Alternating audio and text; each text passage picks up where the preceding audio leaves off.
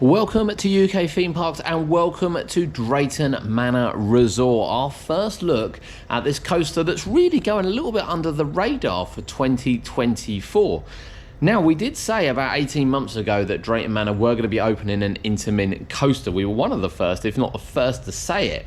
However, obviously we got confirmation this year from the park themselves that an Intamin lift and launch coaster will be opening in 2024. And the site has now developed quite a lot. Last time we were at the park, the site was literally just dirt. It was just dirt. However, now as you can see, supports in masses has arrived at the park.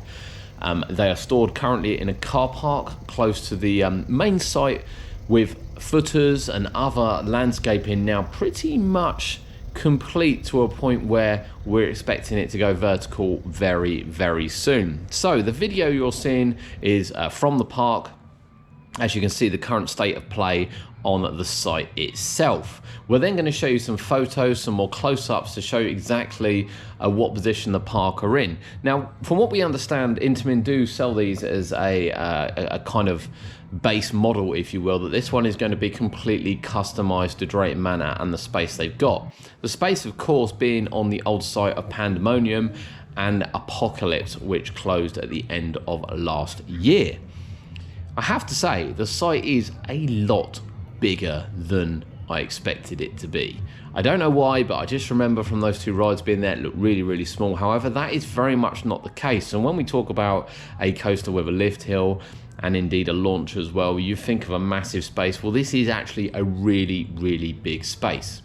So these rides do start with the lift hill element, which usually is the higher speed part of the ride before heading around a course, which usually has quite a lot of tight turns and particularly ground-hugging layouts before hitting a launch to keep you going to the end of the ride. Now, we are classing this as a family thrill ride, or certainly Drayton Manor are classing this as a family thrill ride, and Intamin class it more as a family ride. So it'll be interesting to see if it's got some twists, particularly on the original layout and design that Intamin sell these under. Now, of course, you can see the video in the background of the site, and we'll explain the site a little bit more as well as we get to some of the pictures shortly, and you'll be able to see it. At the end of the video, stay tuned because we are going to show you the Drunken Barrels retheme as well.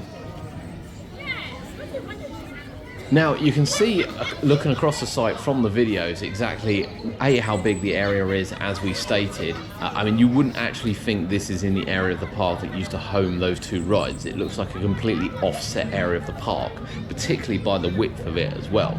And as we go into the pictures here, you'll see first from the car park some of the supports that have arrived. And this one is a mammoth support, absolutely mammoth, going in all directions. We can see, of course, the colour of the coaster is going to be a brown, kind of in fitting with the Vikings, oddly enough. With the Vikings next door, it has been wondered whether or not there would be a new theme land or whether or not Vikings would be extended for 2024 to include this coaster. Now, I have to say, from my point of view, I would believe that Vikings is going to be extended. If it is, fantastic. It could really be an immersive theme. And of course, Drayton Manor have promised an immersive theme to this coaster, a really immersive theme to this coaster. And I love the colour of the track. It looks amazing. As we said, it is an Intamin coaster at the moment, obviously, across the country. We've got a MAC coaster being built at Fort Park, and indeed a B&M being rebuilt at Alton Towers. So it is nice to see an Intamin one in the UK, certainly a new one going up. Now then, as we can see here, the supports are in the masses before we head over. Now, of course, over the back of the current coaster at the site, you can see the work ongoing at the base. And then as you move around to the side of the project, which is the old location to where Apocalypse used to be, you can see just how grounded this earth has been in terms of flat ground into it, where it was a little bit on a slope before, and not so much now. You can see a lot of the footer bases are in, although a lot of the plates aren't in yet. It does look like the majority of the footer concrete is indeed in place. It's too difficult at the moment, I would argue, to get some kind of layout from it. However, not completely impossible. The area has been cleared from the top right the way down, although there does seem to be no sort of footers or anything up this top part, which is opposite the drunken barrels, apart from these ones here. We're kind of unsure at the moment really what's where. But, you know, that's the best part. It's the best part of it.